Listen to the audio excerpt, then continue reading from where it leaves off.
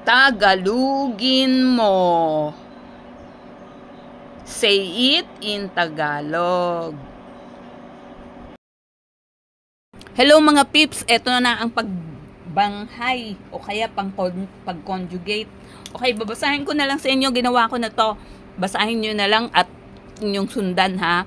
Present, past, participle, progressive. Ngayon, ibig sabihin present, tapos na, past tense, nakaraan, nangyayari. Okay, ang root word ng salitang ugat ay sleep o tulog. Na, tulog, ayan, na, ito yung prefix, na, prefix, tulog, root word, natulog, natulog, natulog, natulog, ang bata, natulog ang bata sa sofa. The child slept at the sofa. Okay, ito pa, isa.